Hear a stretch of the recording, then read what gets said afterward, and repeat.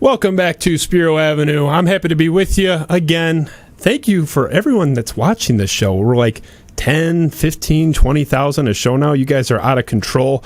We appreciate it. I'm excited. Tonight is a very good night. For those of you that don't know me that well, I married the girl of my dreams almost 8 years ago now.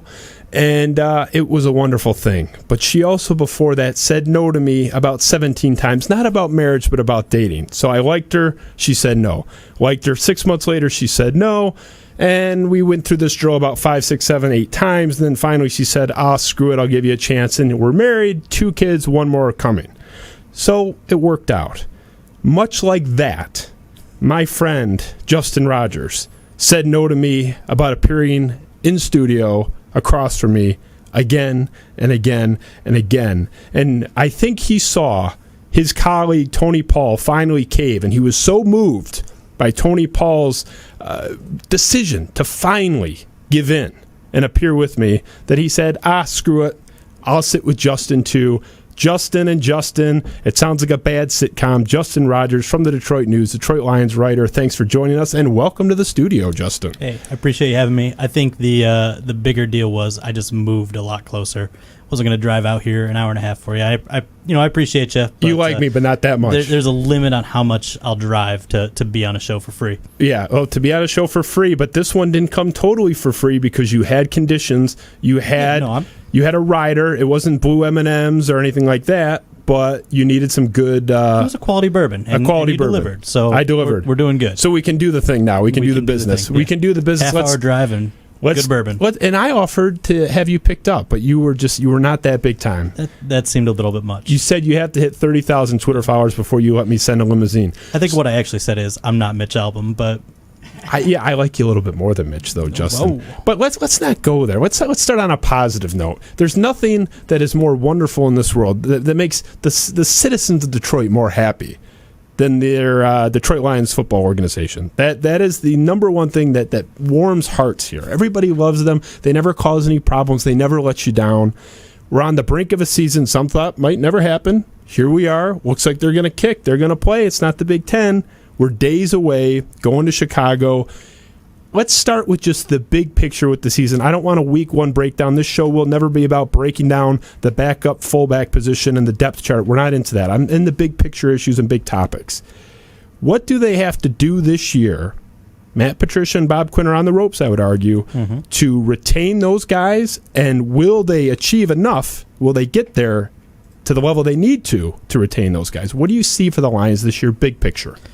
Looking into the crystal ball of football is always difficult, right? Because it's a game. If you play fantasy football, it's a great analogy because you're reliant so much on health. Your star running back goes down or your star quarterback goes down. Matthew Stafford last year, things fall apart. The vision falls apart quickly. So predicting everything. Now you add on COVID-19. You add on a pandemic. You lose the preseason games. You lose the offseason. There is so much more uncertainty this year. It's such a unique year. I don't think the expectations change because of that for Matt Patricia and Bob Quinn. I just think the season is a little bit more difficult to predict. And in terms of what they need to come back, it's ambiguous. I think it's intentionally ambiguous. The Ford family, when they met with the beat writers, said playoff contention. And in that conversation, that was a 30, 40-minute conversation up in the offices of the Allen Park facility. Some of the nuances were kind of hinted at. I think, a Stafford injury with them leading the division would probably buy them some leeway, but, winning 3 games at the end of the season to get back to 500 and falling a game short might not. So I think you really have to see legitimate playoff contention football in December, and I would argue, given the fact that they're expanding the playoffs a little bit this year, I think they have to get in. I mean, I really do. I don't know if if you go 10-6 and you get bounced like sometimes you see in these situations. I don't think that happens this year. I think 9-7 teams are going to get in. I think the Lions have to be one of those teams. if the season makes it to the finish line. They've got to get in for these guys to keep their job. And this begs the question, and first of all, I totally agree, intentionally ambiguous, because they don't want to be pinned down to a number. Absolutely. And frankly, I don't blame them for that. Right. There's a lot of things I blame the Ford family for. We'll get to that later, I promise. But I don't blame them for that. No team ever is going to come out and say, if we don't win 9 games or more, the whole staff's gone, because no one wants to be pigeonholed like that. But I will say, as you said, there's a bigger playoff net. More teams are going to make it. I have to ask, though, we're in year 3 of this era as a whole. Year 5 if you throw Bob Quinn just as a solo act. We fired Jim Caldwell 3 years ago in Detroit for going 9-7, and you've heard this again and again from the fan base saying, wait a minute, we were told by Bob Quinn that Jim Caldwell had to go because 9-7 was not good enough. So you are saying, and I think you're right, by the way. I'm not disagreeing, but just let's take a step back. You're saying now in year 3 of the replacement for the 9-7 guy that wasn't good enough, that 9-7 brings him back for year 4. This is a problem, is it not? Yeah, no, and listen, I agree that firing Jim Caldwell wasn't the wrong decision. You can't settle for mediocrity. And I think they were kind of in that hamster wheel. I like to make the really random comparison to the Atlanta Hawks with Dominique Wilkins. Like, they were just good enough to get to the playoffs, but they weren't good enough to, get over the hump with the other stars in there. That's where the Matthew Stafford Lions are right now. I think you look back and Caldwell probably overachieved with his talent at times. They didn't have any Pro Bowlers, and to go 9-7 and to get in the playoffs was pretty good, but it wasn't good enough. And Bob Quinn said it wasn't good enough. They knew when they hit the wall of the good teams on the road, even at home, they were falling flat on their face. You wanted to get to the next level. I think when you hand a guy a roster that went 9-7 and said the coach is the difference, and you sell the coach as the top off-season addition that year, expectations are going to be high, and they should be high. Obviously, a disastrous first year. You step back and you realize, okay, maybe it was a little bit more rebuild than you thought. Last year, it's an interesting year because you really do have to look at it as 2 halves. The first half, Stafford healthy, it's not perfect. It's 3-4-1. It's not great, but you have the fluky loss to Kansas City. You give up a 4th and 8 to Patrick Mahomes. You have the fumble at the goal line with Kerryon Johnson returned with no whistles. It was kind of a weird play. You were in it to the bitter end with the team that won the Super Bowl. Green Bay, you have the 2 hands to the face on the road in Lambeau. Always a tough place to play. They were screwed there. Like, that team, I think the only game they flat out lost or outplayed was Minnesota. And they were still within 5 points in the fourth quarter of that game. So you're talking about a team that if the ball bounces their way, and that's football, right? How many games are one score? If you finish a little bit better, could have conceivably been 7-1. They weren't. You are what your record says you are, right? But they were a better football team than the 3-13-1 or 3-12-1 record. Yeah. So that first half of the season with Stafford, where they're close, you're seeing growth, you're seeing positive momentum. That's what bought Matt Patricia another year. But it's just another year. They have to get back to that level of play, and then they have to finish. They have to hit their dagger time is their new little it's phrase. Very which, cute. Whatever. I mean, all teams have their little motivational slogans and go way back. But that was the best thing about Caldwell, right? Like, that team, Jim Caldwell was the most even-keeled personality person you'll ever meet. There was the meme out there with the faces of Caldwell, angry, happy, elated, and it's all the same face. But that even-keeled nature was reflected in his roster with the way they finished games. The cardiac year where they had 8 comebacks, some of the more improbable comebacks you've ever seen, 4th and long, deep in your own territory, 20 seconds left, and you somehow get a 58-yard field goal to send it to overtime. Like, those were improbable, but the calmness exhibited by the coach was reflected by his staff or by his personnel. Matt Patricia hasn't had that yet. They don't finish the way they did with Caldwell.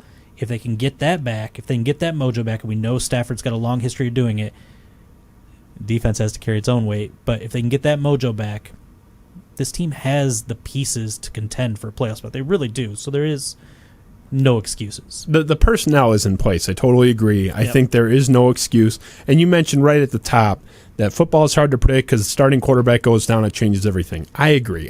Anybody that loses their starting quarterback, I think, is just sort of exempt, including last year's Lions. I was more concerned with how they lost some of those games early on with Stafford. But at some point, you have to bake Stafford's health in, too. That's part of the equation, and they chose to stay with a 32-year-old quarterback with a broken back. I'm sorry. I know you were on the train that it's impossible to trade him, and logistically probably right. Yep. But I think you have to be heading into a world now where you're preparing that if this year doesn't work out, you have to at least explore moving on.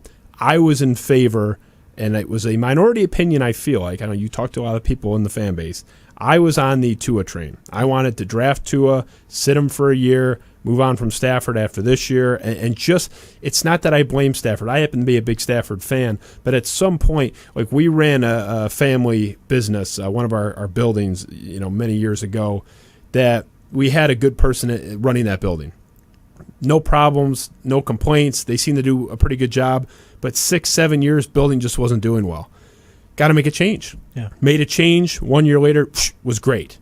Sometimes the energy is just not there. Your quarterback is your CEO. After, would this be 12 years of Matt Stafford? Even whether or not it's his fault, at some point, 0 division titles, 0 playoff wins, 2 just embarrassing playoff losses where they went on the road and got blasted, Seattle and New Orleans. To what extent do you hold Stafford culpable for this team's lack of success? I think earlier in his career, I wasn't a big believer in Matthew Stafford. I thought he was overrated by the fan base because they got something far nicer than they had ever had and therefore overvalued it. As Stafford's developed over his career and reached the point where he's at now, I think he's a very good quarterback. I would put him firmly in the second tier. I think he's always been behind the guys like Aaron Rodgers, Drew Brees, Tom Brady. There's new guys that Mahomes obviously has entered that conversation. A different era of dual threat quarterbacks are kind of taking over the game right now. But I still believe that if you put Stafford on a roster that has a good defense, which they had in 2014, and I will forever pin that loss on Jim Caldwell in Dallas for being too conservative. But you give him that, and you give him a competent running game. I'm not saying a good running game. I don't think you need a superstar back, although it doesn't hurt to have the guy that you can hand it to 25 times a game that's going to get you 100 yards a week. But you give him a middle of the tier, middle of the pack running game, and you give him a top 10 defense. You just don't make it about Detroit Lions. Make it about just a fictional NFL team starting from scratch. Matthew Stafford is good enough to win a Super Bowl. I think he has the demeanor. I think he has the talent. I know some people get mad that he's not the Tom Brady, grab a guy in the face mask and yell at him, but Matthew Stafford is an intense individual. He's a highly competitive individual. He might not give the fiery speeches to the media. It's just not his style. But I don't blame him for this franchise's shortcomings. I think there's a lot of other spots to point to other than Matthew Stafford. Could another quarterback come in here and be that energy, be that spark? I don't know. It might be almost coincidental. Just there's so many factors that go into a successful football team, but I worry more about Stafford's age and his durability at this point. He's 32. You mentioned the back injuries. They say he's 100%. I think that's the bigger concern about his future right now, not the talent. It still looks fabulous on the practice field when he's wearing the red no-contact jersey. Yeah, he's a great talent. I completely agree, and I said that again and again, that he is in that second tier where he's not at the top, but he is comfortably in the second. My only position would be if this year flames out, whether he gets hurt or he's healthy, plays well, and they go 7-9 and just fizzle out.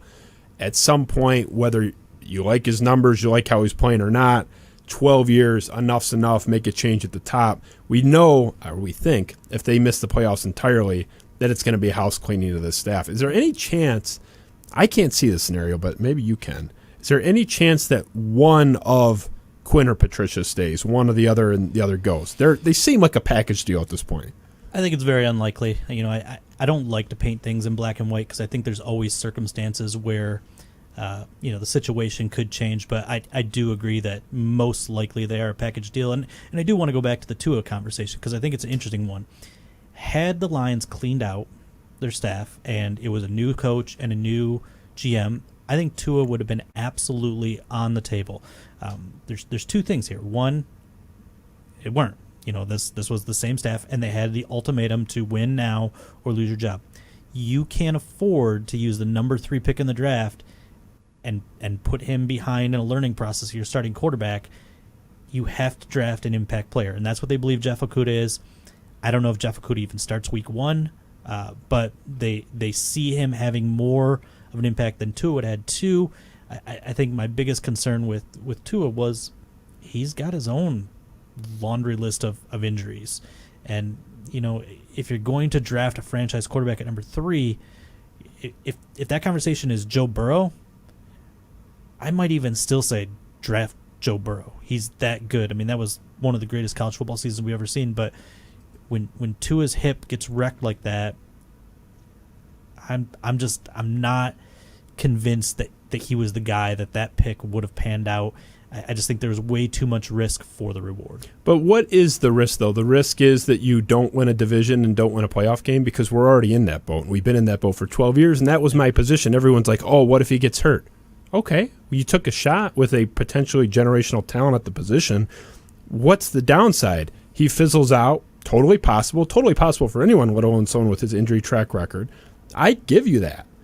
But what are we risking? What are we giving up to take that chance on Tua? 12 years of mediocrity, 12 years of nothing. The whole 9-7 or even squeaking into the playoffs, going on the road and getting blasted does nothing for me. You get more emails from this fan base than probably anybody. I mean, you make a habit. You're a fan of kind of tweeting them out and screenshotting some of them. Some of them are pretty funny. You get some weird ones. Some of them are intense, yeah. Where is this fan base at? Because my position from hearing these guys call into the radio, from sitting at a restaurant and overhearing conversations pre-COVID, just the past 5, 6, 7 years of my life, is that people have way too low expectations, including the Fords, where this whole idea that squeaking into the playoffs and getting blasted is good or is somehow acceptable is just a joke to me. Do you think... Are fans kind of fed up with this? Are fans content? Are Lions fans just like battered? What's your kind of pulse of the fan base? I feel like the fans are where they've always been. You're always going to have the eternal optimist, the wait till next year guy, the Cubs fan, if you will, because it worked out for the Cubs, eventually, and the Red Sox. And a lot of people died before that happened, though. A lot of people died. Yeah. Well. That's a somber note. Yeah. And then you're gonna have always the woe is me pessimist Lions fan that nothing is good enough. And those guys are winning right now. I mean, they're winning because they've got 6 decades of history on their side. They're winning because the optimism in the current regime is at a low point because, as you mentioned, year 5 for Quinn, year 3 for Patricia. They're coming off that 3-12-1 season. No matter how, as I described earlier, how you break it down and look at the positives of it, it's 3-12-1. You just drafted in the top 10, in the top 5 for the first time in a while. So I don't know if it's much different than what it always is. I just think Lions fans are what they are. There's always going to be that segment that's self-loathing and like being that way. I think they enjoy that identity of being a miserable Lions fan. And then there's always going to be they can have it, Justin. Yeah. I don't want it. I don't want it. I want them to be good. Yeah. I'm so I called into Valenti's show about a year ago, going into last year, and it was one person after another saying, "Oh, if they go 8-8 and they're a week to go in the year, they're in it, for the wild card. Like, yeah, you got to bring them back. My thing is, my bar is winning a playoff game. It's unreasonable, I think, to say win the Super Bowl or die. I mean, it's so hard. Only the Patriots have made it look easy. But win a playoff game. I don't think it's too much to ask. I'm not that young, Justin. I've been around for a third of a century.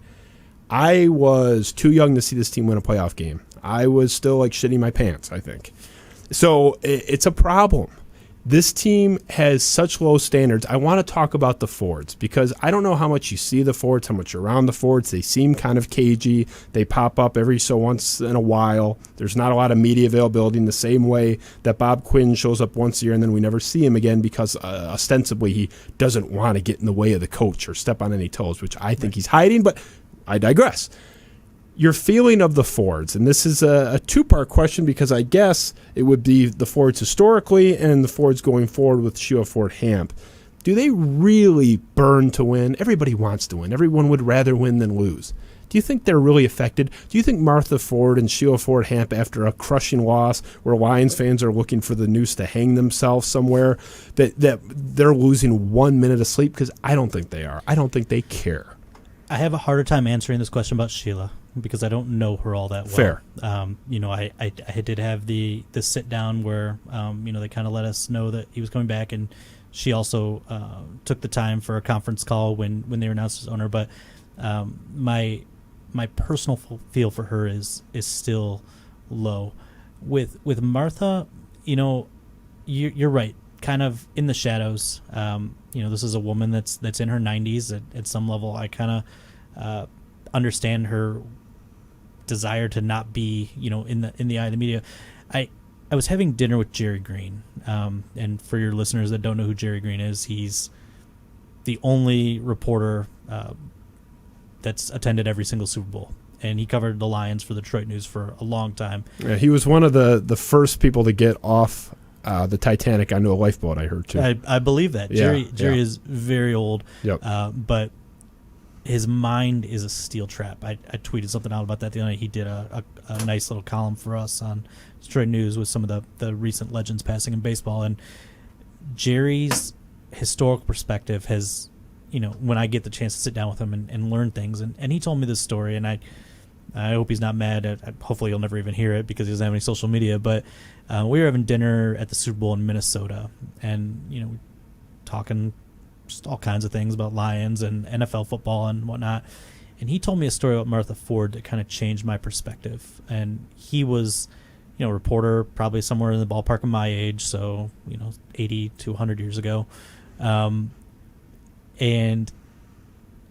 Martha pulled him aside at a practice and chewed him out for his opinion on the Lions. And he said that it happened often, where maybe not chewed him out, but she would pull him aside and contest his perceptions of the franchise and the way he presented them. And it gave me this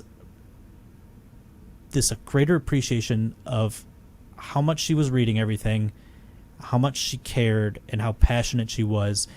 And I've heard still within the organization, up until she, gave up ownership, that she would get everything printed out and handed to her every day. She would read everything every day. I do believe that she was deeply invested. I can't speak to her emotional state when they lost, but I do believe she had a fire within her to produce a competitive team. And I think we saw that really early on in her tenure, that axing Tom LaWand was symbolic as much as it was necessary, because that was a long time Ford employee, close friend to her husband, a guy that he had groomed and was close to the family. And the willingness to pull the trigger on that, and not only that, but to fire the general manager in the middle of the season, showed she wasn't taking the shit that her husband took. He was, the easiest thing to say about William Clay Ford's leadership was he was loyal to a fault. He stayed loyal to guys well beyond, and I don't cover the Pistons anymore, but I remember going to Tom Gorris's first inaugural press conference, and he gave the businessman cliche, like, you can't make a mistake twice. If you make the mistake when you hire them, the longer you stay in that mistake, you're making the mistake over and over and over again. And that's what William Clay Ford always did. I feel like Martha has been more quick to make changes. I know fans are going to look at this Quinn and Patricia era and say, well, why not now? Well, I'm generally of the belief that 2 years is not enough in pro sports. I know the Cleveland Browns change coaches every 16 months, but is the Cleveland Browns the example you want? I mean, that organization doesn't got their stuff together either. So I do believe there is a passion there. I do believe they care. It doesn't mean they've done it right. I think that's the easy criticism is I get this stupid email and the tweets every day. There's one constant with this team, and it's the Fords. Like, it's some big revelation that I didn't know as a beat writer. You didn't know that? They've owned the team for a while? Of course the Fords have been the problem. But your ownership hires your leadership on the football side. And clearly, they've never done a good enough job of getting the right leadership in place. And I said it with William Clay Ford. He's stuck with bad leadership for a longer time. Martha had a few shots at it. And, really, one coach and one GM. Caldwell was William Clay was still alive when Caldwell was hired. So, she didn't have as many shots. She's moved on quicker. She's made quicker decisions, and now we get to see what Sheila's about. What I've got from her is she's smart and she's convicted in her decisions. But we get our third chance at Ford ownership. Yeah, I'm sure you guys are thrilled. This one will be the one that works out. The first two, I didn't say it. You have hope. You have more hope than I do. I'm curious. She's smart and she cares. I'm smart and I care. I shouldn't be owning the team either. I'm not qualified either. But you don't have hope. So what I have is you're curious. It's not my job to have hope, right? Like I legitimately don't care what this team does. I know you're one of the throwback classic journalists, which I appreciate. But with that, I'm a wait and see person in general. Obviously there's a limit to that William Clay didn't understand, but I don't like punishing people for the sins of the father, right? Like, it's the same reason, don't ever draft a Penn State linebacker because this Penn State linebacker failed. I don't believe in that. I think that's just a terrible way to go about life as a sports fan. And every Lions fan has every right to be absolutely jaded about the Ford family. They do. They've failed them for decades upon decades upon decades. I don't think they're the worst ownership in sports. I think there are owners that clearly meddle too much or cut corners financially. I think you can look at owners like the Bidwells or Snyders. They're probably worse in terms of the grand scheme of things. But I'm not going to bury Sheila without giving her fair shake, because you can't control it. You can't fire owners. There's nothing I can write or nothing we could talk about that's going to change the fact that they own the team. The only thing that can change that is if fans stop buying tickets. And I think we've learned for a long time that the only thing that stops Lions fans from showing up apparently is a pandemic. Yes. Gluttons for punishment. Yeah. So there's a lot to unpack. There's so much I could pick apart with that, Justin. Not that I disagree with any of it, but let's. I gotta figure out how to open this water. So take your time. Take your time with that water. See, Sheila Ford Ham's smart enough. She could have figured it out on the first try.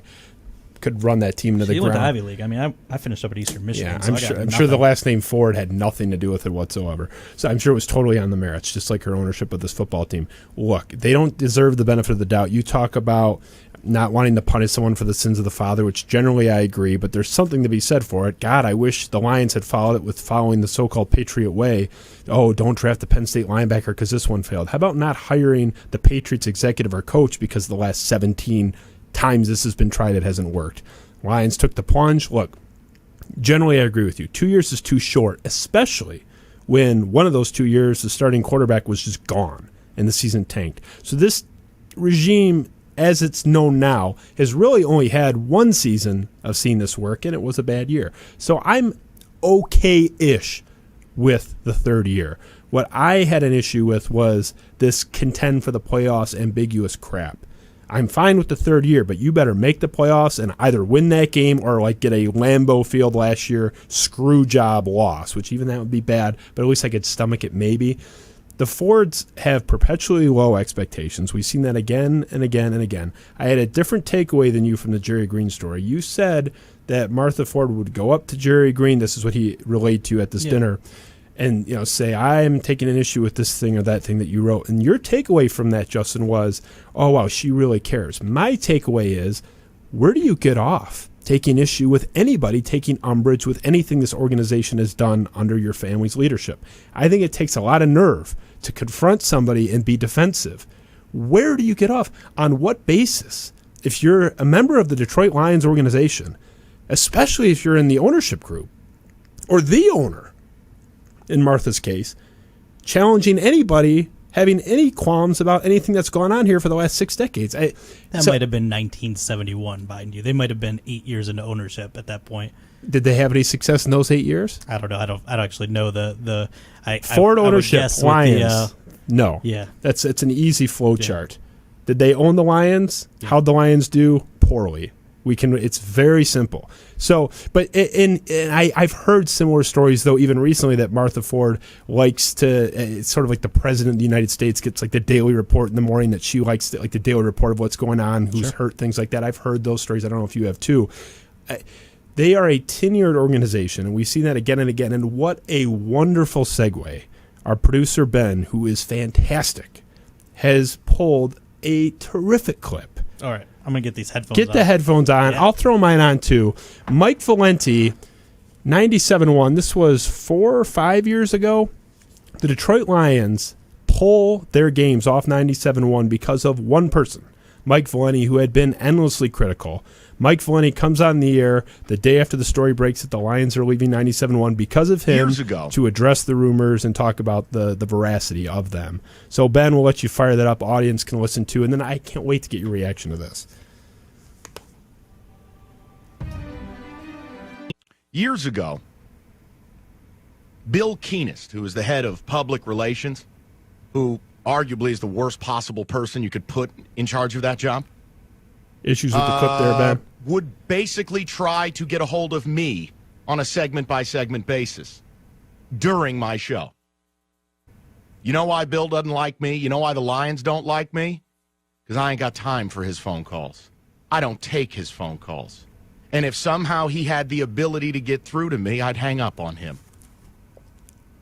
Okay, this is an organization that, because of the things I say and because of the way we do business, this is an organization that has gotten me off.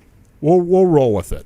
This is what live broadcasting does. I couldn't hear it. It's been a while, but I'm familiar with the rant. You're familiar with the rant. Yeah. So he gets on there. Hopefully the audience caught it. But he gets on there and he talks about Bill Keenest in particular, who has since been minimized. He's now like a team historian or something. That is the correct title. Yeah. Did I actually get that right? Yep. I knew it was something. He's like the librarian. It's something where they just didn't want to fire him, and it's like, here you go, update the website or whatever. But I think the takeaway from that, and it's the takeaway we've seen from the Martha Ford story, you told, I don't care if it was 100 years ago, 10 years ago, whatever, this organization cares way too much about what other people are saying and way too little about what's actually happening and what's producing those comments, what's eliciting that commentary from people. You cover this team for a living. It's your job. You're in it. And the thing I respect about you, and really the Detroit Lions writers in town in general, is you are the most fair and objective, where there's no axe to grind. It's just, here's the facts, here's what's going on. This is where the team is at. Have you ever felt any type of pressure from the Lions, either quietly or explicitly, contesting, I should say, something that you wrote, or pushing back on you for some type of coverage they view as unfavorable? Yeah, it's a good question. I think some inside baseball stuff, right? I've absolutely heard from people in the organization when they've disagreed with something I've written. It's not often, but it certainly does happen.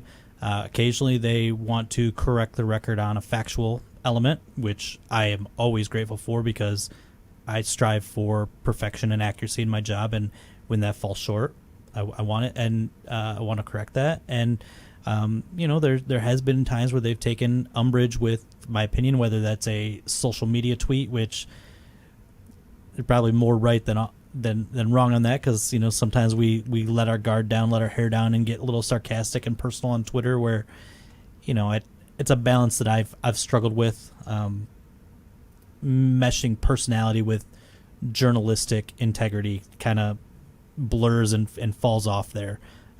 What I show on Twitter sometimes is not what ever would go in a story. But you get these tweets or these emails sometimes like, you're a coward, you would never say this because you're afraid they'd pull your credential. That has never even come close to happening. There has never been a point where this organization has used their leverage of my coverage against me in any way. again, they may take umbrage. I may have gotten a call from Bill Keenest in the past, or a member of the current PR staff now, or maybe even somebody in the coaching staff or the front office where they've got an issue with the way I presented something. I know that I wrote a column at the end of what year is it, 2020? So 2018 season. Things were obviously going very poorly, and the Lions were going to play Buffalo, I think, late in the season. And I just wrote a smarmy column that said, Lions are boring, bad, not worth watching. And I just trashed the entire game. Like, I was laying out the case of why everybody else should go to the cider orchard on this Sunday instead of watching a miserable football game between two miserable teams that were injured and whatever. And that one didn't go over very well, I can't imagine it would. I mean, it was basically taking a dump on the organization, but they deserve it, though. That's agree. the point. I agree. It's not unjust. Yeah, no, I agree. And some of my my tweets where I've kind of mocked the Patriot way and how the Lions do business, like the job is not easy sometimes. And when you go into a locker room and it's empty for an entire week because nobody in that locker room wants to take accountability or step up and answer the questions, and you note this is the third day in a row that only people in the locker room are Miles Killebrew and two special teamers. This must be the Patriot way. Like, clearly that's not the right way to present that information. Sorry to interrupt you real quick. Yeah. Was that only the case after Patricia got there, that the limited access was? No. But it started isn't that on Stafford, though? I would say it started with Quinn. Okay, Quinn. Yeah. And again, I think that's where I tied it to the quote-unquote Patriot way. Again, it's a sarcastic approach. It's not a professional approach. If I got a problem with the way the locker room is in terms of access, I have avenues to address it, whether it's their PR staff, whether it's the NFL Pro Football Writers Association. They have some leverage in getting guys to meet their media obligations. But, making a sarcastic tweet was something I did. It was beneath me. I realized it. But sometimes those things get called out right away. And it's like, it's okay for them to say that wasn't professional. And you're like, yeah, you're probably right. But it's also not professional for none of your guys to be in the locker room. And so it opens up a dialogue in a different way. This team will wear your ass out. That's my takeaway from this whole thing. No, this industry will wear your ass out. Well, that's a different story. Yeah. Why do you think I found some real work? I went to You're smart. Well, I don't know if I'm that smart, but I was going to school for the same thing that you're doing now, and I was like, you know what? I think I'd rather be a glutton for punishment and go to law school, and I'm getting my MBA right now. Anything but being a journalist, because it's such a tough job, and that's why I have so much respect for people like you and Tony Paul that do things the right way. You're critical, you're objective, and you're a treasure in this town. So Treasure. To me, you are. You're one of great. my favorites. Yeah. And, my friend Michael Fick is a huge fan of yours, and he was desperate to ask me to ask you a question about your colleagues in particular. Yeah. You guys, the Lions beat writers in particular. We're talking Detroit News. Okay, so Detroit Lions beat writer colleagues. Yes. Got it. Not just Detroit News, but the Okay. Free Press, Yeah. the M-Live. All bastards. You guys, all bastards. No, I'm just joking. You guys seem, and that was his point, was Yeah. that you guys seem that you guys get along, that you get along with Kyle Mackey. Is there any type of tension there, a competitive tension? I mean, I know you guys are getting beaten to the punch by Adam Schefter like everybody else in the country is, but is there any type of tension there competitively? Or are you guys just, on a beach sipping Mai Tais in your free time, high-fiving each other? Yeah, let's come back to that Schefter point, by the way, before we exit this conversation. Yeah, go ahead. No, we'll go back to that. Floor is yours, man. In terms of the actual beat, I do get it. And I think it's just me personally. I get along with people. I like people. I'm a social person. My job and competitiveness are walled off and separate from, personal. And I think I can do that and execute it well. I don't have animosity to those guys. I want to beat them professionally all the time. I'm not trying to put them out of work, but I want to get the story first as much as possible, and I always want to make sure I get the story right. But I would consider most of the guys on the beat friends. If I was getting married again, which I've been married for 20 years, don't need to worry about that. But I would invite most of these guys to my wedding so I could get the scoop on the story while they're all off the beat. Yeah, right. No, I mean, when we go on the road, I frequently will have dinner with different groups. I'll go out with Kyle and we'll go. Kyle Mackey. We'll rack up some obscene bill at a tapas place. At a topless place. All right, tapas. Cool. Oh, okay. All right. This is a kids-friendly show, right? Well, I don't know. I've dropped a few F-bombs already. It's inappropriate. Just you're friends with Kyle. Sure. That's your buddy. Please. He's not the only one. But yeah. No, I know. But Sure. I'm starting with him, though. Yeah, okay. I'll probably start and finish with him, because this is Quick a Lions discussion. show. Sounds like you have an axe to grind. No axe to grind. Okay. I like Kyle. Other than that, does Michael Fick have an axe to grind? no, he likes everybody. He's Okay. one of those Homer Lions fans that writes you, oh, do you think they can go 7-9 this year? It would be great. He's a huge Damn, Homer. Michael. Yeah, Jeez. Michael, who's probably watching this live, great guy, one of my best friends in college. What an asshole. Yeah, he was the guy that would always like take everyone's keys, including mine, at parties, which, grateful. But great guy. But he's one of those, he's part of the problem with this fan base. Like, it's just they perpetuate this thing. If everyone was like me, we'd probably have new ownership now, because they would hate being reviled so universally. But I digress. Kyle Menke is a symptom of a larger disease in this regard. Okay. Sports writers who will not shut the hell up about politics. I had a Twitter poll the other day. Don't quote me on the exact percentage. It's within a couple. I can't remember where it finished, but I was tracking it in real time.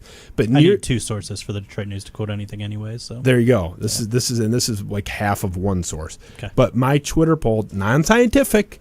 Don't tweet at me. Talking about the scientific nature of this poll. It had it at like 91% of people, regardless of their political views, do not want their sports writers talking about politics, whether it's pro-right, pro-left. It's not a left-right thing. Yeah.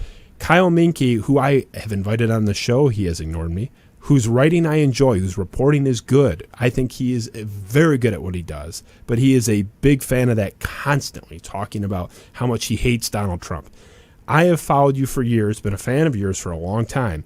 I have no idea who you voted for in 2016. I have no idea who you're voting for, if you're voting at all in November. And I think that's how it should be. Not that you don't have the right to. Everyone's like, oh, stick to sports, use my platform, use my voice. There's a lot of things you have the right to do. I would never say, Kyle, shut up, like you have no right to do it. But I don't think it's smart. I don't think it's what people follow you for. I don't think it's what they follow sports writers for. And I think it's a bad business decision. Contrast, why are you so silent? Why do I have no idea who you're voting for in 2 months? I think if we were, just hanging out socially, these conversations would take place, and I'm not afraid to talk politics. I'm not afraid to express what I believe in. Different context, right? I also do not agree with the shut up and dribble crowd, the stick to sports crowd. I think that our Twitter is our own private entity. It's not attached to our job. It's, implied as part of it, but that's my account. I run it. I take it with me when I leave. I can talk about whatever I want. And I think we reserve that right. But I don't like social media. If I didn't have to be on social media, I would not. I do not have Facebook. I went on there 1 year when I was considering a profession change. Was kind of at the end of my rope at MLive, and was meeting with a couple CEOs of different companies downtown for a different avenue, and I was told I was eminently hireable, but not having a Facebook page in that industry was a red flag. I was like, well, shit, better get a Facebook page. That was 2016. It was a miserable experience to be on Facebook in 2016. I imagine the worst time to get in that pool. I can tell you that I was on the runway taxiing out to Seattle for the playoff game when I deleted Facebook. Not off my phone. I deleted my account. I'd been on there a little bit more than a year, and I was like, this is miserable. I hate it. And it's the same with Twitter. And I do find myself when there's a major political tweet that's gaining steam, I find myself scanning through the comments and reminding myself the responses. And I'm sure, a lot of them are bots and whatever. I'm reminded constantly that the worst segments of the political spectrum, the people that are uneducated, the people that are trolls, the people that just bang the drum regardless of what facts are in their face, those are the people that are loudest on social media. And to me, it's been the same thing with sports talk radio for years. I hate caller segments. What I like in sports talk radio is I want to hear them interviewing, whether it's experts in the media or players or coaches. That's what I love about sports talk radio. I don't want to hear from Bill from Taylor or John from Lake Orion. I don't give a shit what you have to say, because the people calling into sports talk radio and, a lot of the people that are on Twitter every day with sports fans, like, they're so far on those extremes that they don't represent reality. And so I don't dip into politics, because even when I have something that's got a tinge of it, like, let's use the mass NFL protest after Donald Trump called players willing to take a knee sons of bitches. Yep. Right? I literally was just doing my job. I reported that he said it. I reported what the Lions did. I reported what Rod Wood said and why they were doing it. And I wrote an entire story. And I had a colleague, and he might have been a former colleague at that point, like, cursing me out on Twitter and saying I don't support the president. And I'm going, what the fuck? Like, and I never drop the F-bomb even on Twitter. Like, it's just like, that one's reserved for, and I don't reserve it anywhere else, but publicly I largely reserve it. And I was like, you don't know what the hell you're talking about. You don't know me. We've never had a personal conversation. Our conversations extend to, hey, my story's in, go edit that. Like, don't come in here and tell me what I believe or what I'm supporting. I'm doing my job. And so if just doing my job brings out that animosity, anger, I don't have the bandwidth in my life to deal with the crazies on the internet. I have, pretty strong convictions in my political beliefs, particularly on a lot of social issues.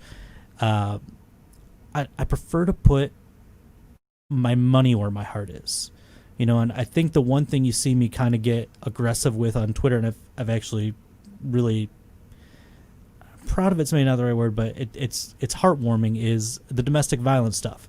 I got in this habit of, when I was bothered by a domestic violence story in the NFL, some player doing something horrific, I would take that time and I would donate $25 to a charity, which could break you with some of the streaks the NFL had, a couple years ago. Yep. But I would publicize that, and not because I wanted to pat myself on the back, but because I said, hey, this story disgusted me. This was my response. If you've got something to share, do it.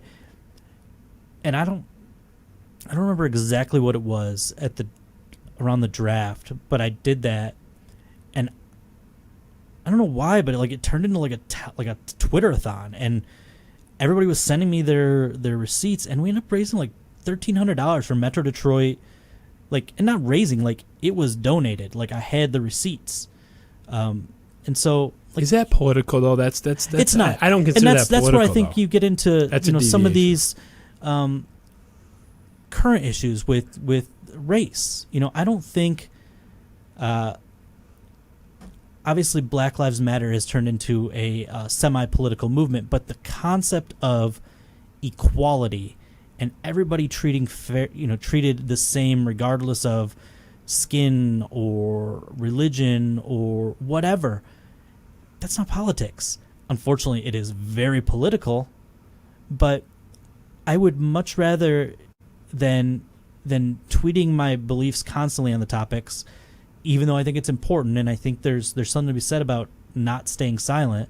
I don't stay silent in my own circles, but I'd rather donate my time and my money to causes that are working toward that equality in a positive way. Well, you're a fan, like I am, of actual tangible action. And right. People bitching on Twitter for the 7,000th time about what a devil Donald Trump is. Sure. What are you doing? It's making yourself feel good. Right. You're reminding everyone that you're against this and I'm using my platform to speak out. There isn't been one person, I challenge you to come forward, that said, I like Donald Trump and I love him. I voted for him in 2016. He's great. 6 months later, he's great. Love everything he's doing. Ooh, Supreme Court justice, that's great. Tax cut, great.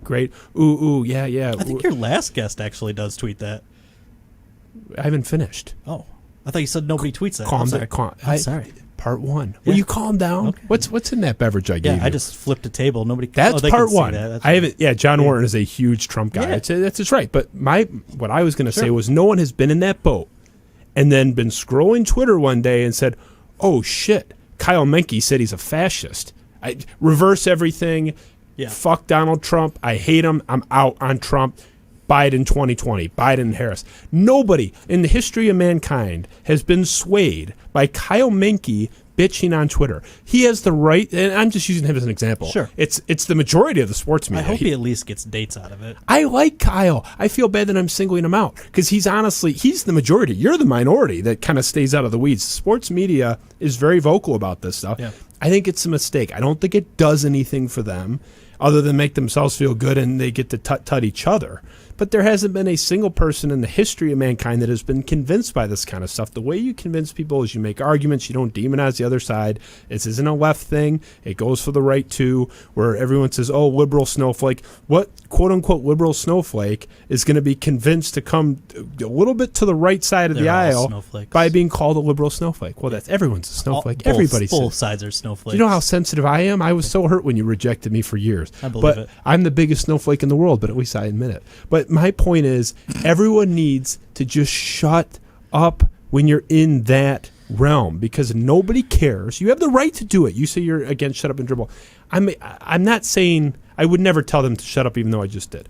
Normally, I would not tell them to shut up. But if I were their friend, if I'm Kyle Menke's buddy, I'd be like, "What are you getting out of this? Who are you convincing? Why is it good for you? Do you feel like you're making this great stance that you're the great equalizer in this fight against oppression? I don't buy it. There's no tangible benefit. The stuff that you did for domestic violence victims in Detroit, actionable moves, that I buy. We are way off the path, though. So let's recenter. Yeah, I mean, it's a social media circle jerk, right? It's Yes. everybody's virtue signaling and making sure.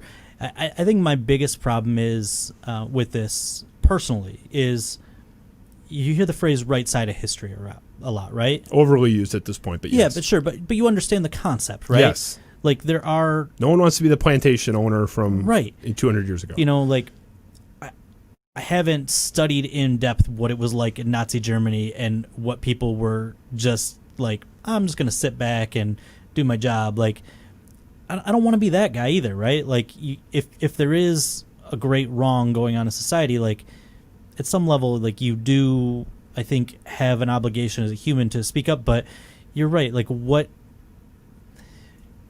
It goes back to that Trump quote. Like, he said, I could shoot a guy on Fifth Avenue and I wouldn't lose any voters.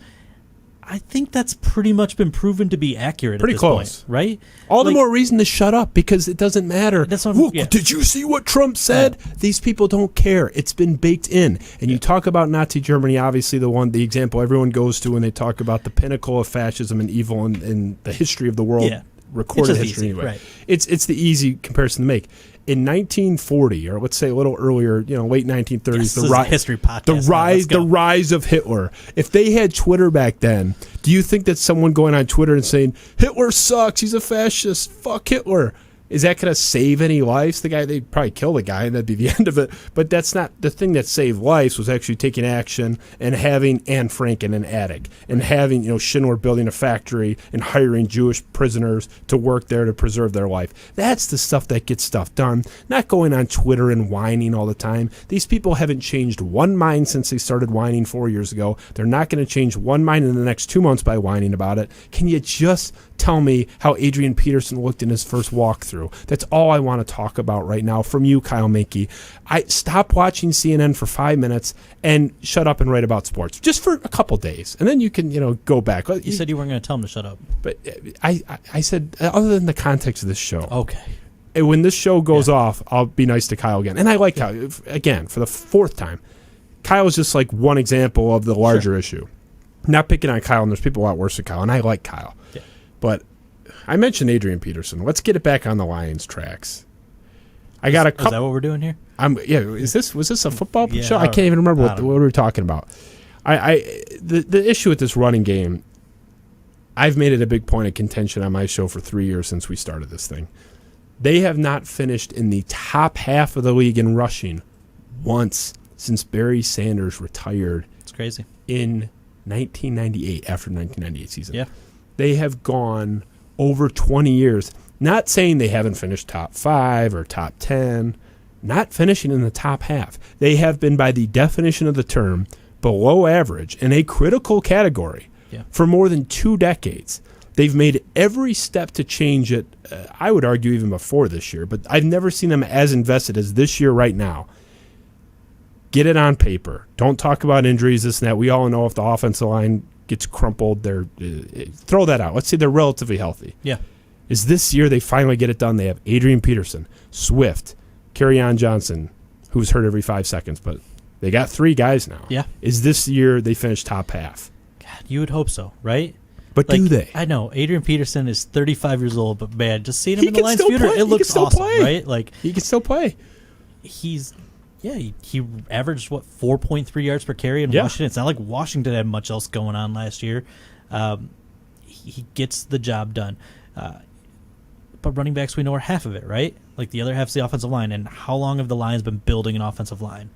They've got a really, really great piece in Frank Ragnow. Frank Ragnow's a stud. Yeah, I like him a lot. I don't know about the other pieces. I think Taylor Decker is an above-average offensive tackle and is paid as such.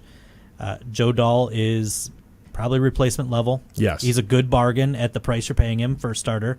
I think he probably played better than most people expected last year. So your left side is decent. Jonah Jackson looked really good in training camp. But when I say he looked really good, the kid's got exceptional footwork. It was already a known factor. He was a good pass protector. I know who Jonah Jackson is, draft pick, but Sure. for the uninitiated. Yeah. 3rd-round draft pick out of Ohio State, transferred Good from player. Rutgers. 3rd-round draft Was pick. there 1 year. Yep. Really, really good advanced footwork for a young player, but he's better pass protector than run blocker, so he doesn't help you there. And then they go and they sign Big V, Vitae. Yeah, right it's tackle. It's a mouthful. Yeah, somebody told me that the name can be said to a lyric of a song, and I actually was play that funky music white by you. You can say his first name to that rhythm, and it works, but I still can't do it. I'm working on it. But get it ready for the next time you appear. He's a mauler. He's a big guy. He just came off a great year where he was a very good run blocker and one of the best offensive lines in football. The pieces are there, but I mean, I feel like they've invested in this offensive line multiple times.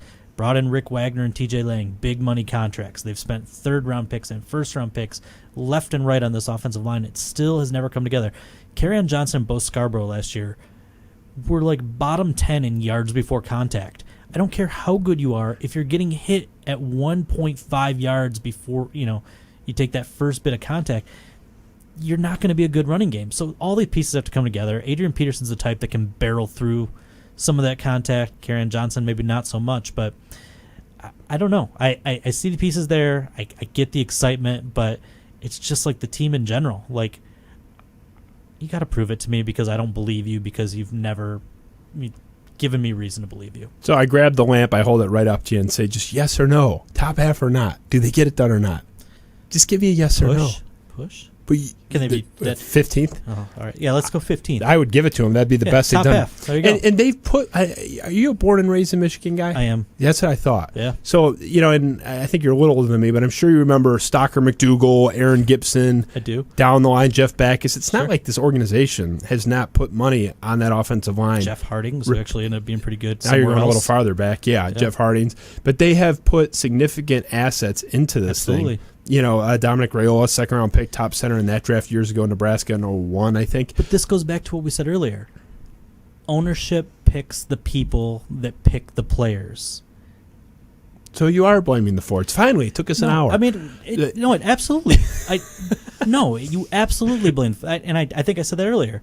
They've done a poor job picking the people that have picked the players. And Buck stops at the Fords. Yeah. Well, I don't care how much you like we just Sheila can't get him Ford-Ham. fired.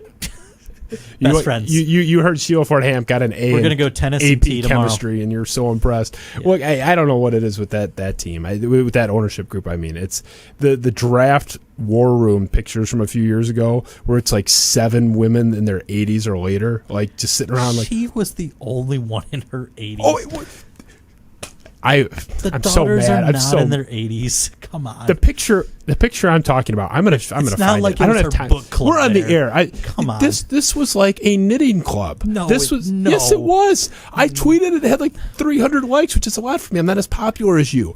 There is a picture from the war room. I want to say it was Caldwell's last year. Pull it up, Ben. Ben. It's on my Twitter, but it would have been like 4 years ago. So it's a while ago. Just start scrolling. There is a picture that I tweeted, and I can find it. I'm going to find it. There's like 3 or 4 of them, and it looks like probably mom and daughters. Okay, why are 4 like 100-year-old people in the war room high-fiving each other? What are they doing there? What? Watch on your couch. Watch it at your palace somewhere. Like, what do you do? Why are they in the draft room? Why is it necessary? Just the optics. Even if they want to be there, why are they in the picture though? Like, can you tell the team photographer? Can you tell Tim Twentyman? Like, can you aim 2 inches to the right? Can you aim the camera just a couple inches to the right so we can get this knitting circle off the screen? This is embarrassing.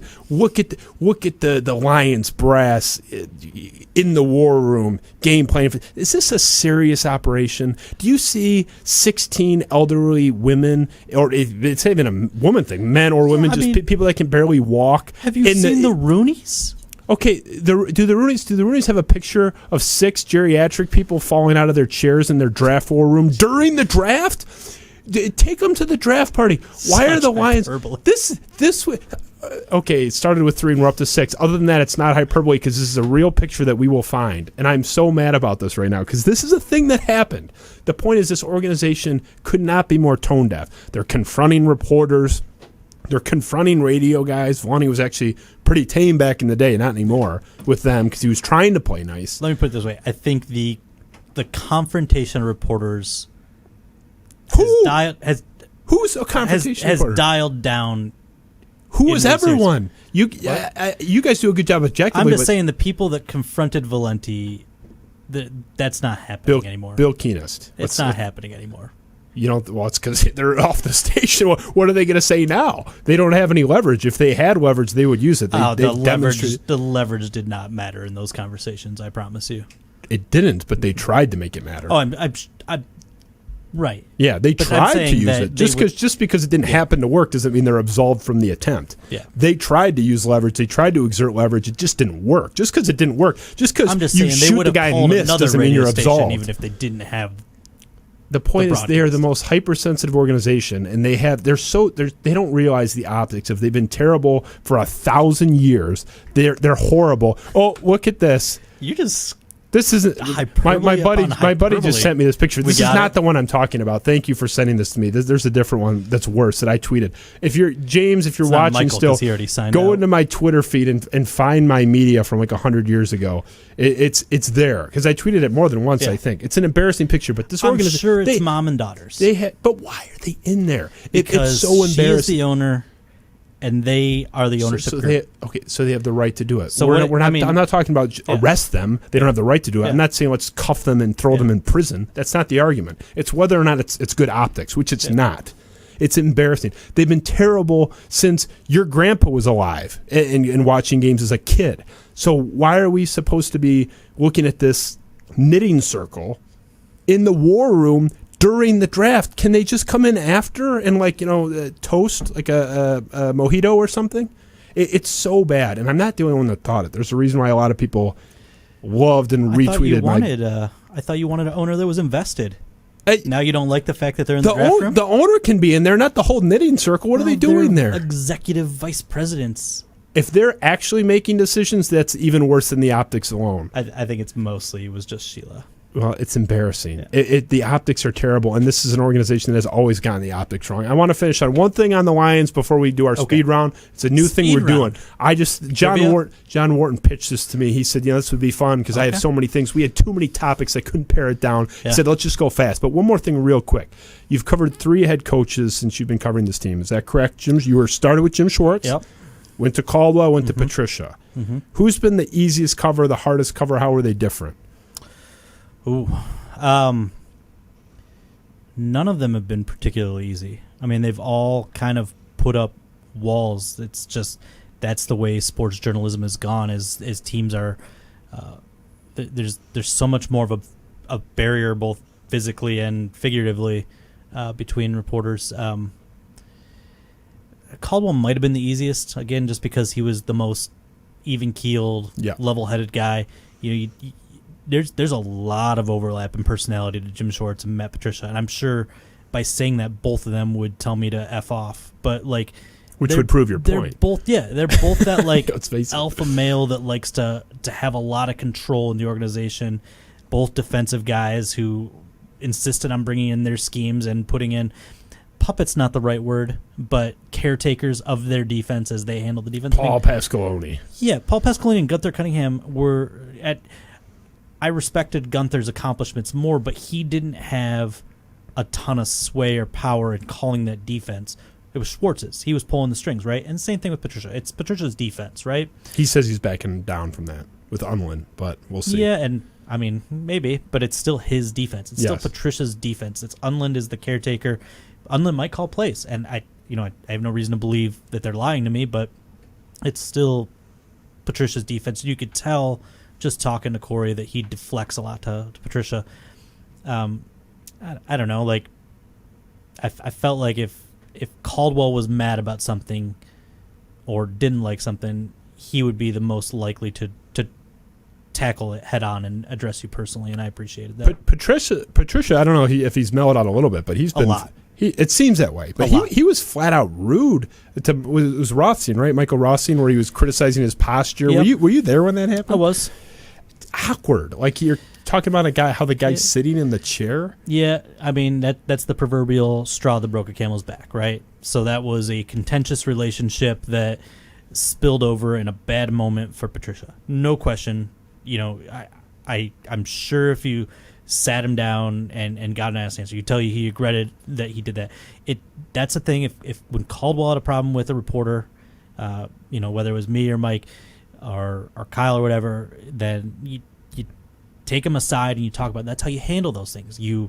If you've got a problem with it, you handle it. And that was just a snapping at a moment of a bad relationship at the time. That was a bad year for Matt Patricia. I mean, our paper reported a story that was 20 years old, and just put yourself empathetically in that shoe, right?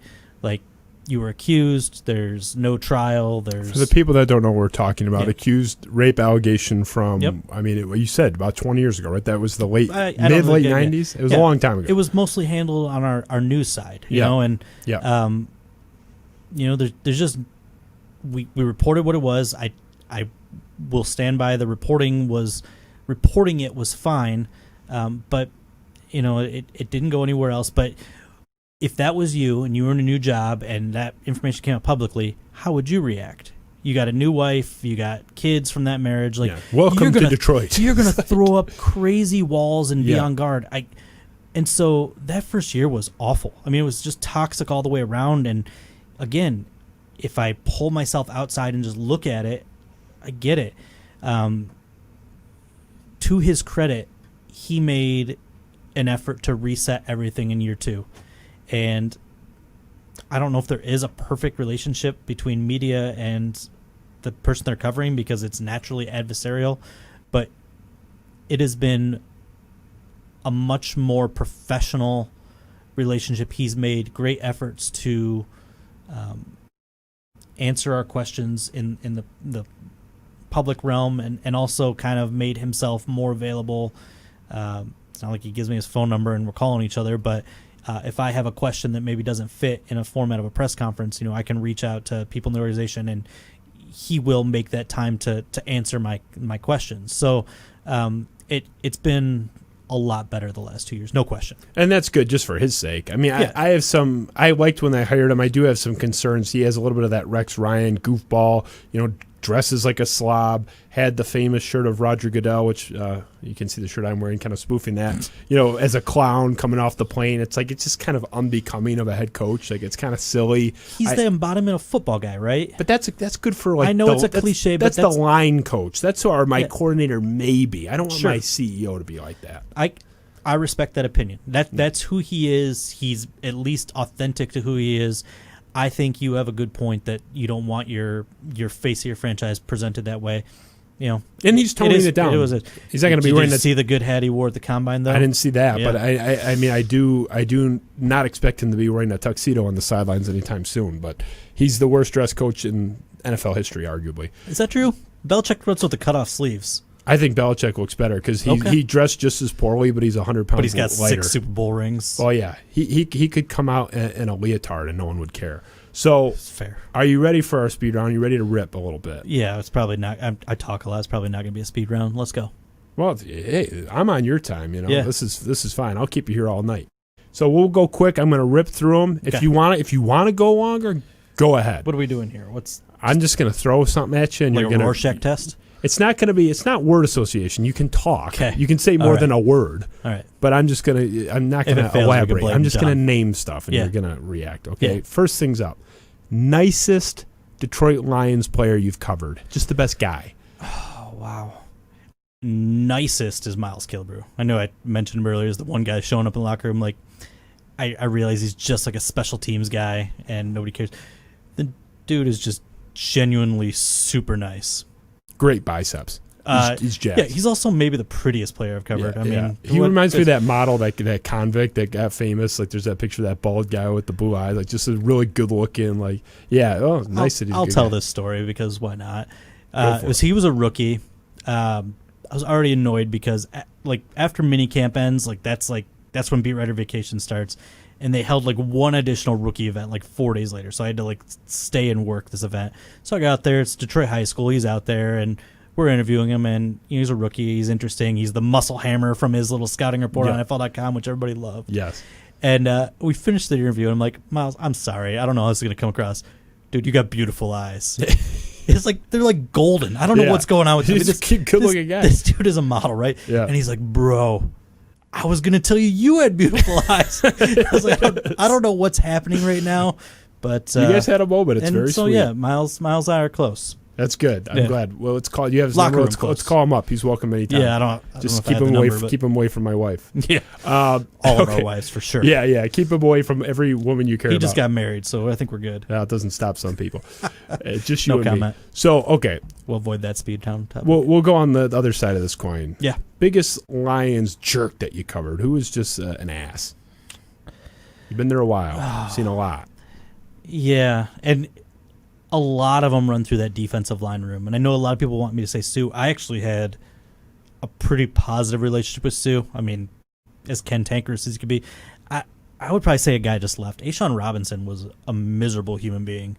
And it's so weird because he presented himself as kind of lighthearted with he did, I don't know what the guy that does the carpool karaoke, the late night show host, but he did like a weird. James Corden. Yeah, he did like a late night, like, big guy dance routine on that show, and but he had like a TMZ story come out 2 years ago about him walking out on a bar tab, and somebody asked him about it at training camp, and like after that moment, like he treated us all like we were the TMZ reporters that reported that story, and just was a dick. There's no other way to put it. I think I talked to him.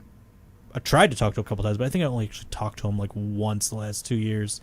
And again, it's kind of a weird common theme in that position group. I remember Sean Rogers infamously was very difficult with the media. I didn't cover Sean, but I heard he like led like a behind the scenes protest that prevented all defensive linemen from talking to the media.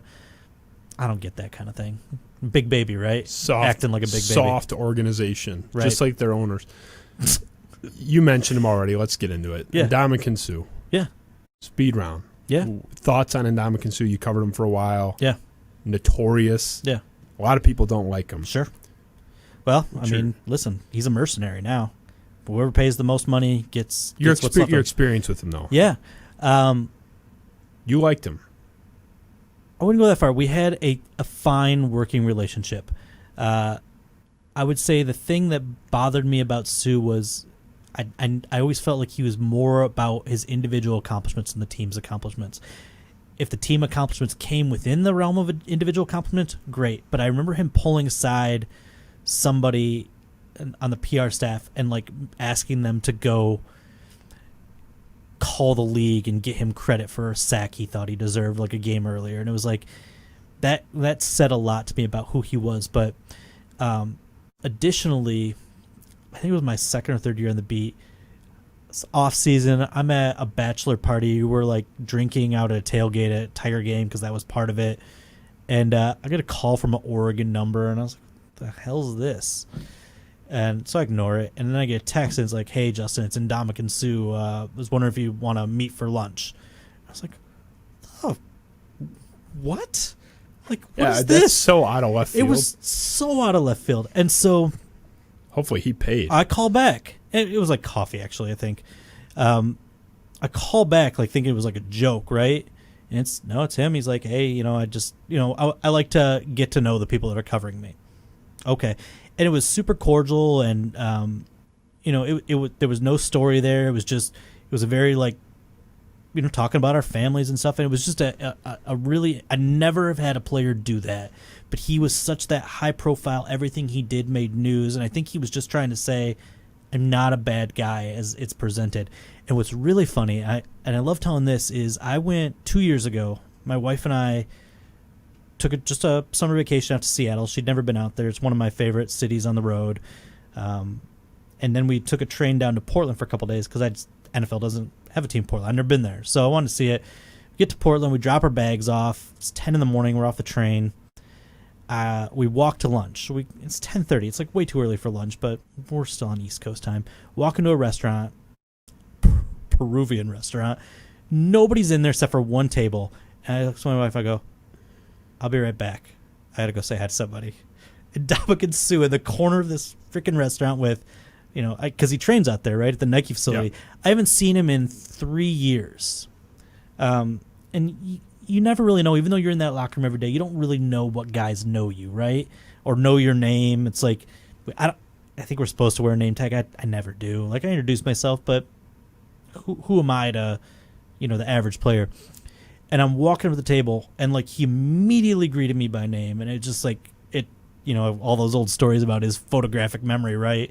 That, yep. We kind of playfully mocked the 6-year-old putting together a telephone or whatever. But I don't know. It was meaningful in a way, I guess, that, like, I covered this guy and he respected me enough that, and I just stopped to say hello. I didn't want to bother him, but he ended up talking to me for like 10 or 15 minutes, just, checking in on life. So I have generally positive things to say about Ndamukong Suh. He was salt of the earth with you. I only have one Ndamukong Suh story. I hope your kids are watching. Were you the Comcast guy? Did he pull a BB gun on you? No, I was not that Comcast guy. There was all kinds of stupid stories like that, right? This is a story that I got directly from the person who rented him a property in Royal Oak. I already believe this story, by the way. You don't have to. And this is, look, I will risk slander because this is a true story. It was told to me. I think I know where this story is going, by the way. He vacated the property when his lease was up. He was still a Detroit Lion. He was just moving to a bigger pad, I think. He vacated the property, and I think he had a number of properties, but this was his primary residence. Yeah. And the landlord goes back in, and there was a check for damages done above and beyond the safety deposit. Wasn't trashed, but there were some damages around. Okay. Landlord is going around the house just checking out, doing an inspection, like was his standard protocol. You could tell, I think I know where this is going. This was told to me directly. Yeah. This is not second, third, fourth hand. Yeah. The landlord told me this. Okay. He gets to the bedroom on his normal path. I'm just watching Ben's reaction. There is like a shelf behind the headboard, just like where the window is. Again, you can place pots there. Yeah. He didn't have pots there. He did not have shrubbery. He did not have bobbleheads.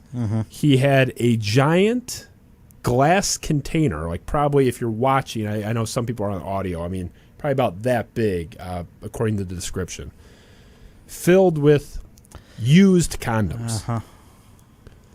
That is a true story, as it was told to me. He would, I guess, have sex and then deposit his used condoms into this giant glass jar and just leave them. I've heard the most vile thing I've ever heard in my life. Yeah. But who would make that up? That's such like a. But that was my one Ndamukong Suh story. I hope the kids are in bed. That he had a treasure trove of his used condoms, which I can't think, like, by where you sleep, by where your face is. Why would you even want that? He would be a very interesting psychological profile. He's a little bit odd. You have to be a little bit odd. Maybe keep it like in a closet or something if you're going to have that. My goodness. Very good football player, but yeah, I mean, definitely. He's a weird guy. Yeah. We'll move on. Okay. We'll make it That's speed round. a lot later. Well, you're a talkative guy. Really you're good. Yeah, it was weird. You're a wise guy. I had to get it out there. I've never told that story in public. The press box food at Ford Field. Let's lighten it up. Garbage. It's almost always garbage. There are stadiums that absolutely bring it. Where's it good? Jerry's World's bringing it. Yeah. Jerry Jones takes care of you. Jerry Jones. New England's is awesome. Okay. Kraft takes Tampa care Bay. Tampa Bay has so many options, it's overwhelming. What do they give you at Ford Field? Like popcorn? No. So they had 1 year, it was incredible. They have, local vendors within the stadium. I don't know if you actually go to the stadium, but Slows is there. Yes. They had Glutton for Punishment. Flowers of Vietnam was there 1 year, which one of my favorites in Detroit. And 1 year they basically, of the 10 meals, like 7 were catered by different vendors. What it was, Bigalora, Slows, one of the top Greek restaurants down in Greektown. I can't remember, maybe it's Pegasus. I don't know which one it was. Yeah. But the food was awesome. The rest of the time they serve levy food, which is what, provides. It's big boy. It's a stadium food. Yeah. It's one of the main stadium food providers in the country. And some of those, it reminds me of high school lunches, is what it reminds me of. And some of them are okay. And, and not all of them are disasters. Yeah, chicken nugget day, you're psyched at Ford Field. When you find out it's chicken tenders, I think. When it's nacho day at Ford Field, you're psyched. It is like it's like middle school. Yeah. I mean, it's so funny. It's like they're losers on the field and in the cafeteria. Cheapskates. Can we get some lobster? We're not hiding it here. Like, I like food. Anybody's ever been on my Instagram? That's all I post is what I cook. You're a food guy. Yeah. Oh yeah. I cook. I hold that thought because I'm getting to that. Okay. Yeah. I'll eat shit food, but I like good creative food, right? You told me you wouldn't even drink bourbon if it was anything under $85 a bottle. So it's I think that was the word for word. Yeah, there. yeah. Misquote. You said if you walked in here, if it was $83.99, 100-year-old friends that are all hanging around. Are you hanging out in the Lions draft room? Jesus. But with your knitting circle and the Ford family, I would every so often. I knew who was kind of in charge of the food that week, and I'd say, hey, she's not with the organization anymore, but I'm like, what are we having this week? And she told me, I'm like, all right, that sounds all right. And then those fajitas, no human should have to eat fajitas these were not, the beef was green. I remember showing it to the freaking lady there, and I'm like, is this okay to eat? She's like, oh, that's normal. Is this okay to eat? No, green. And so when I heard that because fajitas was like an annual thing, like if I heard the fajitas was coming, I'm going the Mitch route, and Mitch brings his own food all the time, which good for him because he can. But I mean, I would stop at, it's not down there anymore, but I'd stop at Bucharest and grab a delicious chicken shawarma pita because I'll pay $6 for some delicious food. But Detroit classic. Yeah, absolutely. I've actually never been there. So you know what is great though? Yeah, and you said they're closed now. But no, Bucharest is open still. Did you not say they're closed? They closed the downtown location. There's still several locations. Oh, okay, I got you. You should definitely get there. I got you. Great, but the Thanksgiving meal, they do a good job. Oh, good. Once a year they do a nice job. It's not once a year. It's like 3 out of 10. There's worse. Oakland is the worst I've ever had. I don't know. Hopefully Vegas will be better. I've been to Oakland for baseball games. That place is a hellhole. They should burn that stadium. They should burn that stadium to the ground. I was there with my wife and my buddy James, and we were there for Tigers athletics playoffs. Yeah. That would have been 2000. The Maglio series, right? No, that was 06. Okay. This was like 2011 or 12. Okay. And first round, Verlander dominated. We lost. We were down and came back, won the last 2 games, and won the series. But they were my wife, who at the time we were like 22. Mm-hmm. My wife's like short, skinny little pretty girl, getting pelted by hot dogs, peanuts, just throwing stuff at all of us. But I mean, including this like little like girl, like in terms of stature. I mean, like this young little tiny thing getting food thrown at her, like just because we're wearing Tiger stuff. not like we were doing the crotch chop like D-Generation X or something, taunting these people. Like, we're just standing there, yay, go Tigers. And Looking forward to the wrestling part of the speed round now. It's great. Oh, my God. I'm ready. I tell you my situation on the BART on that mass transit system they have there. They're like elbowing me in the back. I mean, it was terrible. It was awful. Same thing going to a Yankees game. It's the worst. Yankees. Their fans are the worst. Same buddy, James and I were at a bar in the Bronx. Same postseason, actually. I think it was that 2011 postseason. 2011 or 12, whatever it was. They are literally confronting us at the bar saying, what the fuck are you doing They're here? super aggressive. For no reason. Yeah. We're just like standing there like, hey, I'll take a little bat. Like, no, fuck you. Yeah. Fuck you, buddy. It's like we almost got into 6 fights. So when Valverde struck out A-Rod to win that series, we had some fun in the Bronx at their expense. I've never been such an asshole in my life. What were we even talking about? Speed round.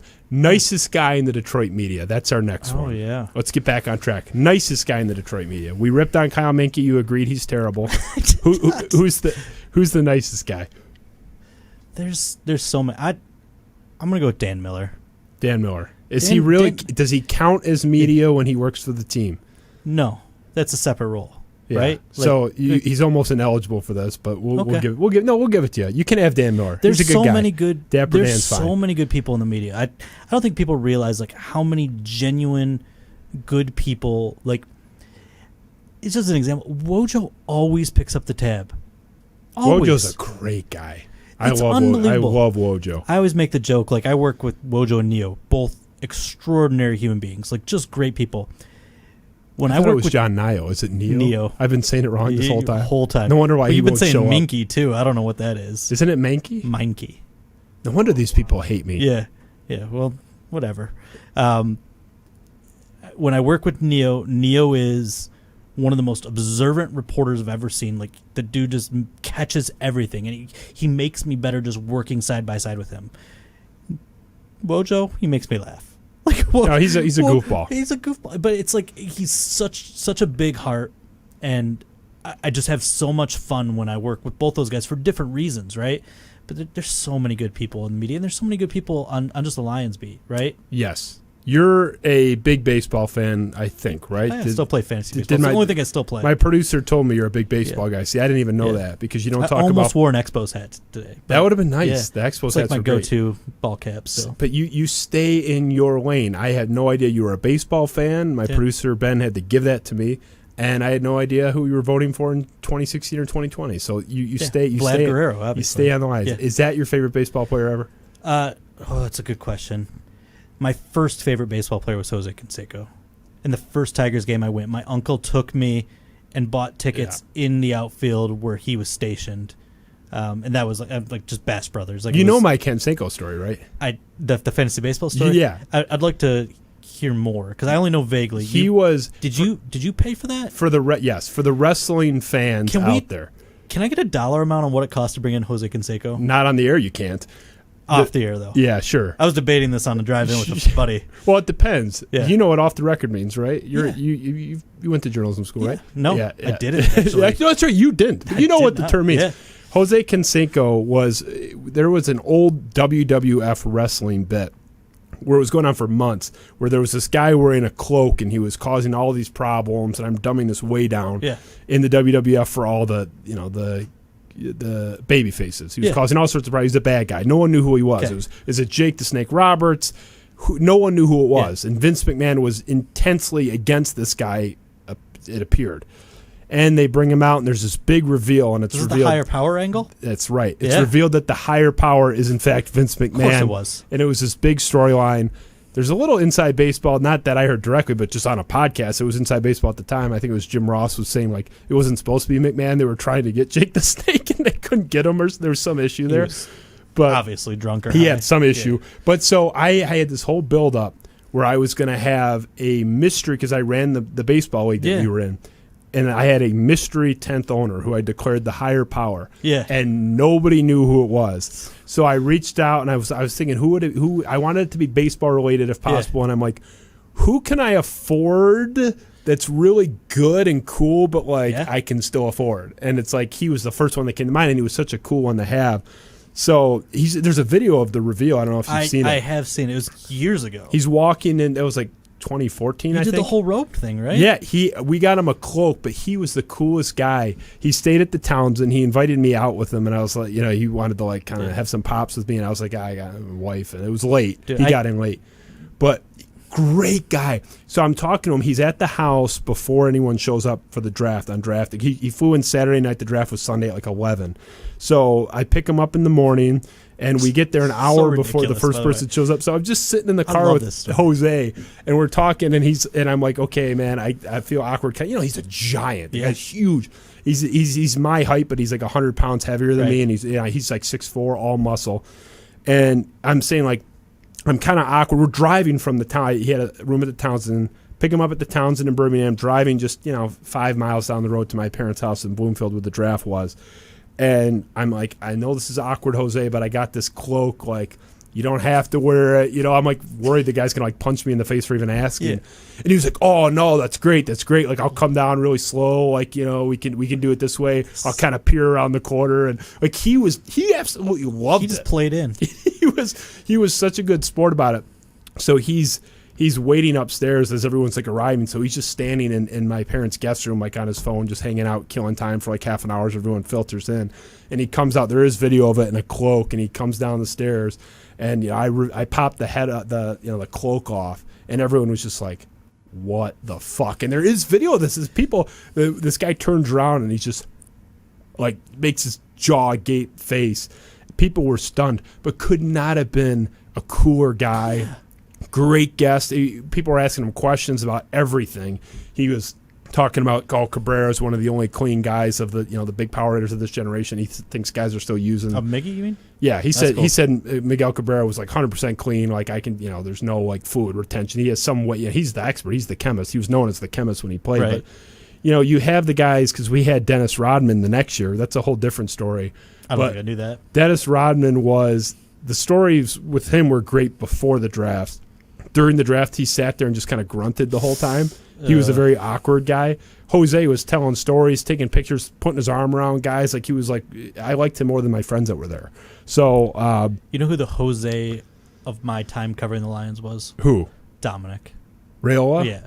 Oh, come on. The guy was flicking off people every 5 seconds. I understand. What I always use, so Raiola obviously has a terrible reputation here, right? But well deserved. I always say, like, Dominic Raiola is the guy that you go out with. He's your buddy, and he's the one that always gets you in trouble, but he's also the one that always had your back. Okay.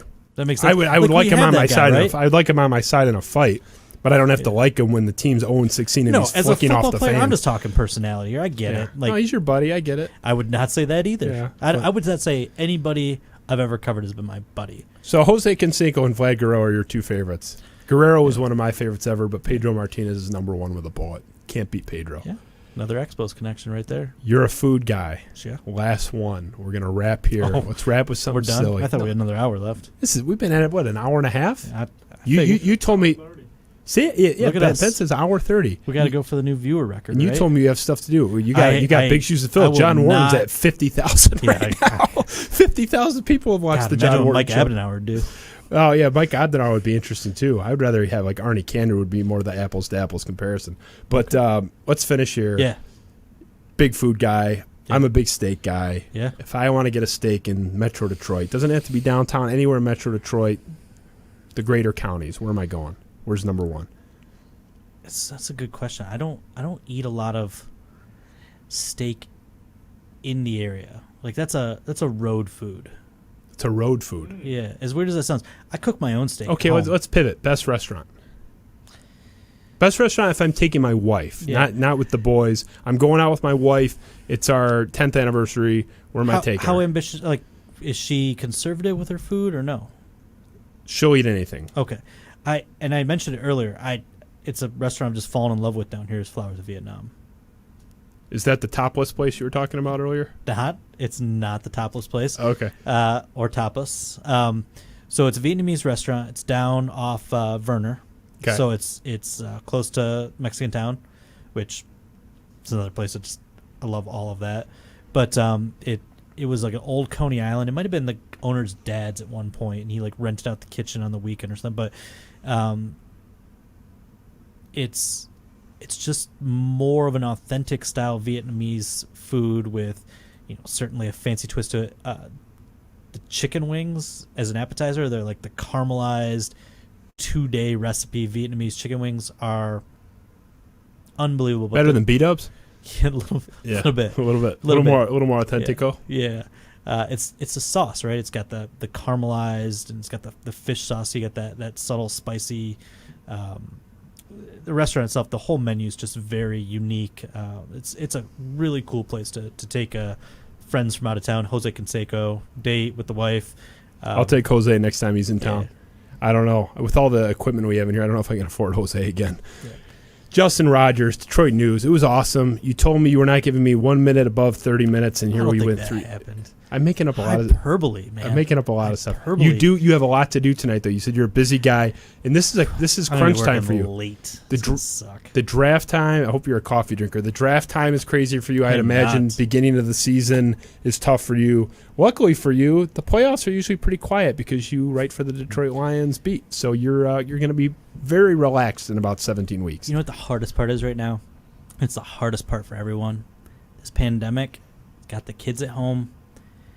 Adding that layer with 2 young children on virtual learning on top of the beat writing job, and that started back with free agency and the draft, has been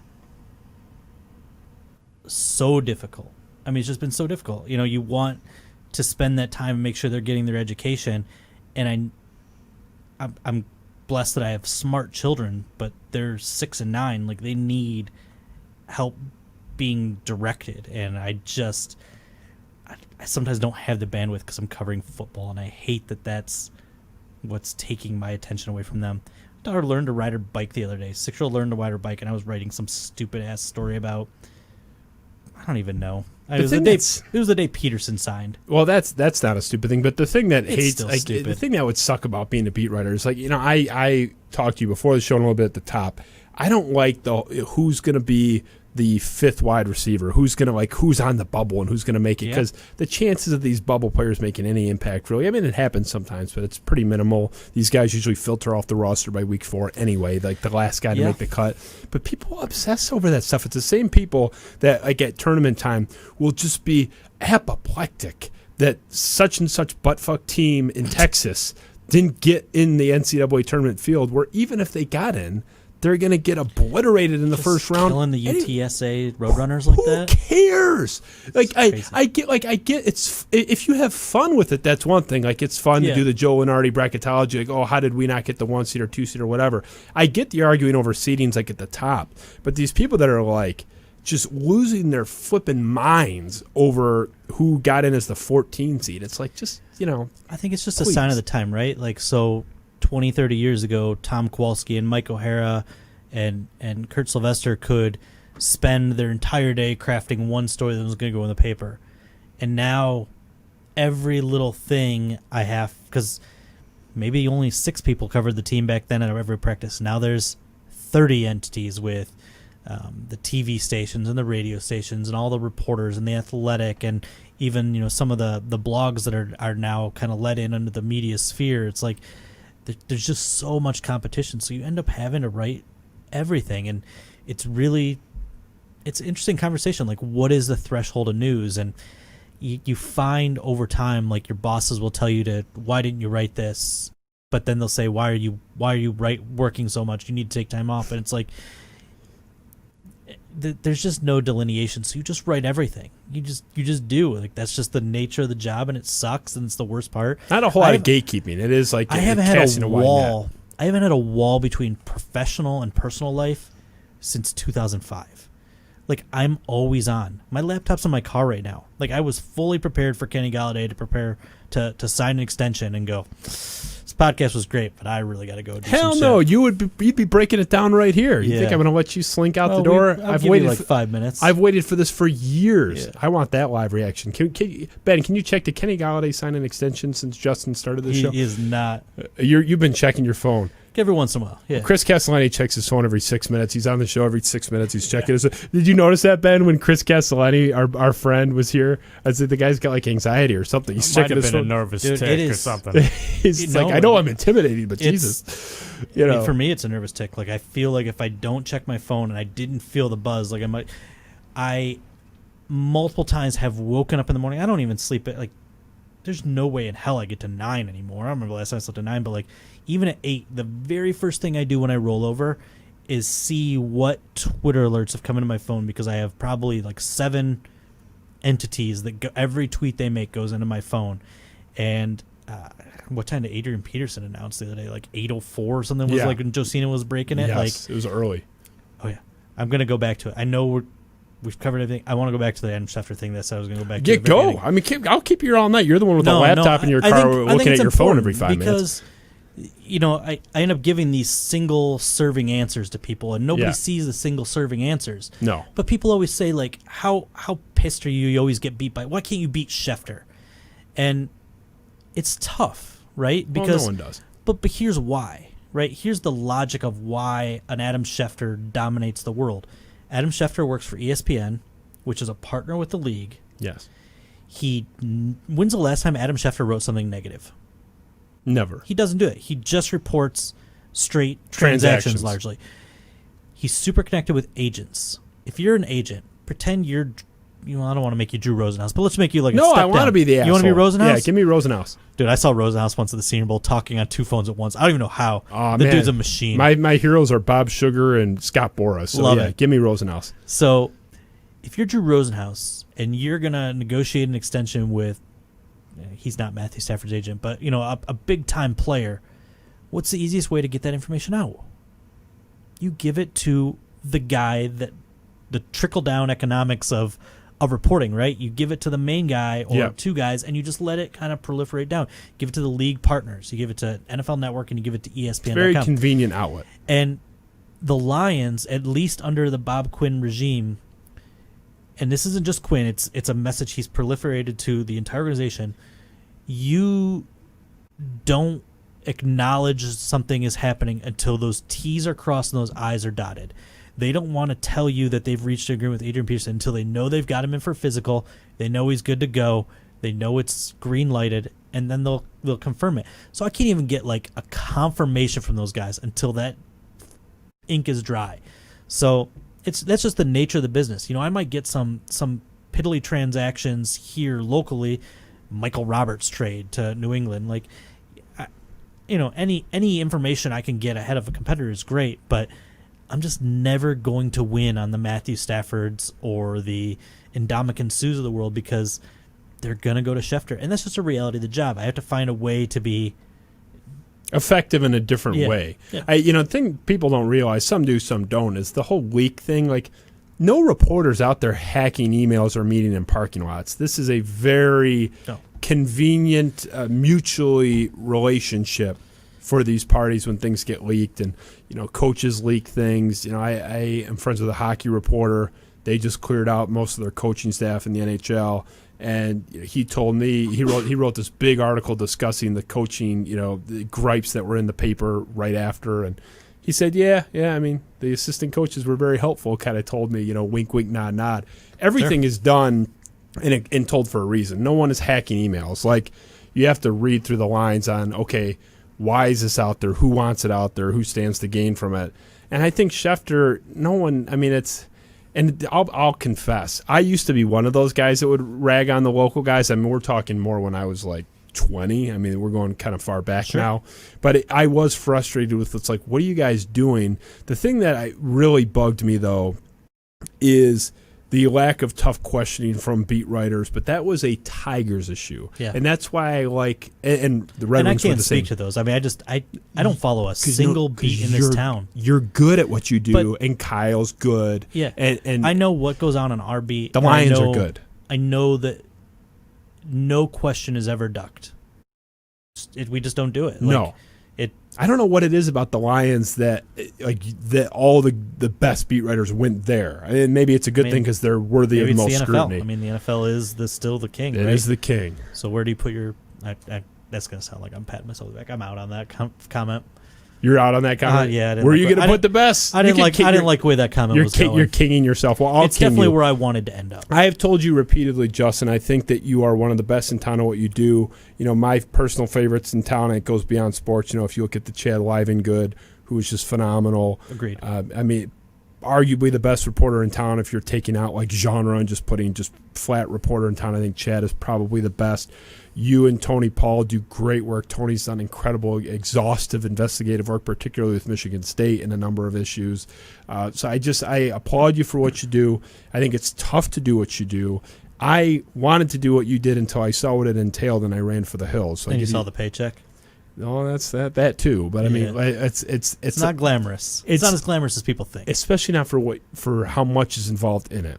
If it wasn't hard, and you were getting paid what you were getting paid, one thing, but that's a lot. If it was just covering the games, it'd be a pretty sweet gig. You're married to Twitter, and who wants to get married to? You got to pay me a lot of money to be married to Twitter. I date Twitter. I don't marry Twitter. You're married to Twitter. You said the first thing you do when you wake up is, I got these 8 accounts that are linked to my phone. I ain't got time for that, man. I made a joke. When I leave this industry, I'm throwing my phone in the ocean. I know we don't live close to the ocean, so that tells you I'm going to drive to do a symbolic gesture. We got a lot of lakes. It'll kill that phone just as much. You don't need salt water to melt that puppy. Yeah. So you are one of the best, and I applaud you for what you do. I am happy that you finally came in. I hope to have you back. I hope I didn't scare you. Yeah. I hope the condom at the headboard of if I had not heard it before, it might have rattled me. It would. You've heard things like that with him, and so many have. So I appreciate you joining us. Go tackle your laptop. Do what you got to do. I do appreciate you being here, and I hope to have you back. I hope I didn't scare you. I want to see how close you can get to John Wharton, because John Wharton pushed about 50,000 views and counting. Maybe we can get you close. We appreciate your time.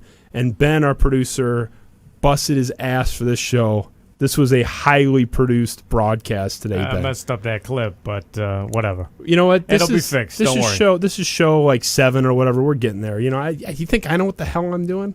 I forgot I was even on there. I'm just talking to my friend over here, drinking his $200 bourbon and that he demanded as a condition of showing up. Is this how it goes every broadcast? Does he just keep adding numbers to the number gets bigger every time. So, Justin Rogers, Detroit News. His entire senior home in the Lions draft board, last I heard. All of us, 70 people playing bingo. Oh, I'm sorry. Bob Quinn couldn't even move. The bingo game in the Lions draft war room was fantastic. I heard it was highly contested. They were so fired up. I'm sorry. I'm not the one that took the picture. I'm not the one that posed for it. It's not my organization. That's the team you cover. I want nothing to do with them. I want them to do well, but you think I endorse that activity? I tweeted it. It had 300 likes. I'm not that popular. That's a lot for me.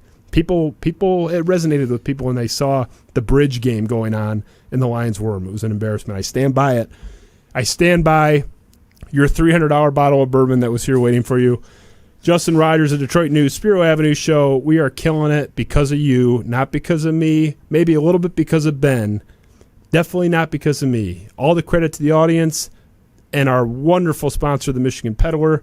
They are the best at what they do in the same way that Justin Rogers is the best at what he does. The Michigan Peddler, downtown Detroit, they're going to be breezing by for about another month or so before they shut down for the season. They're awesome. MichiganPeddler.com. The first and to date only sponsor of this show, but I'm sure they are all lining up when they see this broadcast with Justin Rogers tonight. Thank you all for joining us. We have a lot more coming down. One day we'll get John U. Bacon in here. I don't know what kind of bourbon I'll have to buy him, but we're working on it. Thanks to Ben Augusta, fantastic producer and creative director, Spiro Avenue. Ben, any closing words before we sign off?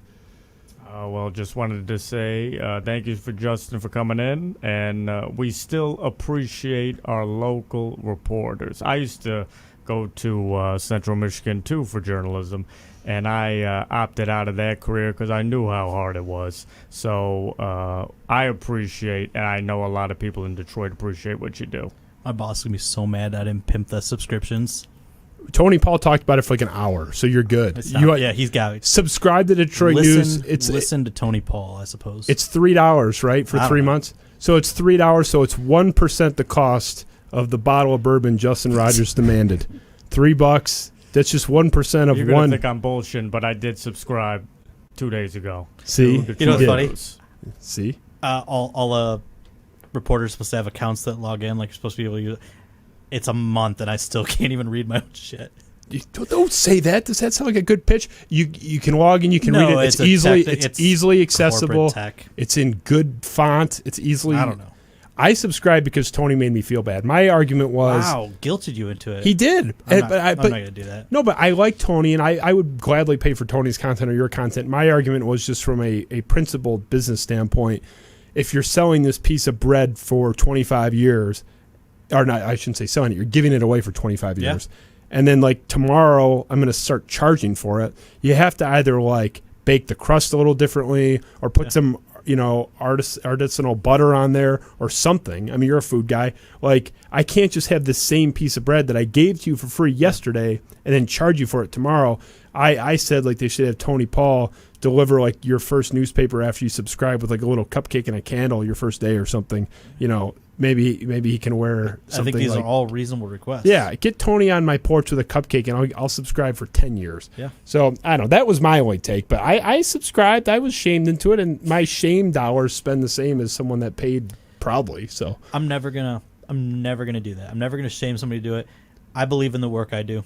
And you should. I just let that.